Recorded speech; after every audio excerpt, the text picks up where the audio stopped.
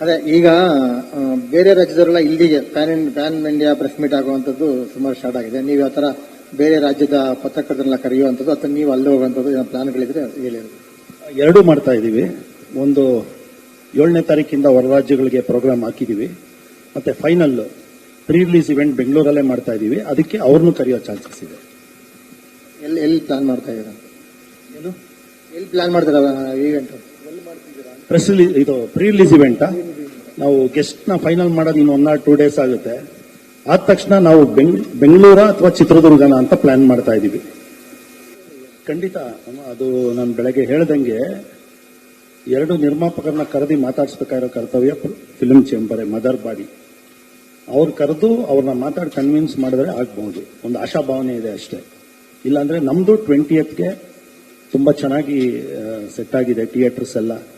ಆಮೇಲೆ ಹೊರ ರಾಜ್ಯಗಳಲ್ಲಿ ಮಾಡ್ತಾ ಇರೋರೆಲ್ಲ ತುಂಬಾ ದೊಡ್ಡ ಬ್ರ್ಯಾಂಡ್ ನೇಮ್ಸು ಎಲ್ಲ. ಮನೋಹರ್ ಸರ್ ಅವ್ರ ಸ್ನೇಹಿತರು ಅಲ್ಲು ಅರವಿಂದ್ ಅವ್ರು ಇರ್ಬೋದು, ಎಪಿ ಇಂಟರ್ನ್ಯಾಷನಲ್ ಸಂಜಯ್ ಅವರು ಇರ್ಬೋದು, ಜಿ ಸ್ಟುಡಿಯೋಸ್ ಪುನೀತ್ ಅವರು ಇರ್ಬೋದು. ಎಲ್ಲ ಮನೋಹರ್ ಸರ್ ಅವ್ರಿಗೋಸ್ಕರ ಈ ಚಿತ್ರನ ಹೊರಗಡೆ ತುಂಬಾ ಅದ್ಭುತವಾಗಿ ಮಾಡ್ತಾ ಇದ್ದಾರೆ. ಸೊ ನಮ್ಮಲ್ಲಿ ಯಾವುದೇ ಚಾನ್ಸ್ ಇಲ್ಲ.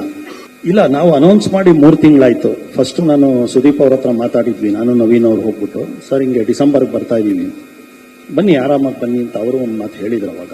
ಬಟ್ ಅವ್ರಿಗೂ ಗೊತ್ತಿರಲಿಲ್ಲ ಇದು ನಮ್ಮ ಚಿತ್ರ 20ಕ್ಕೆ ಬಂದು ಅವ್ರು 25ಕ್ಕೆ ಬರೋದು. ಅವತ್ತು ಅವ್ರಿಗೂ ಗೊತ್ತಿರಲಿಲ್ಲ.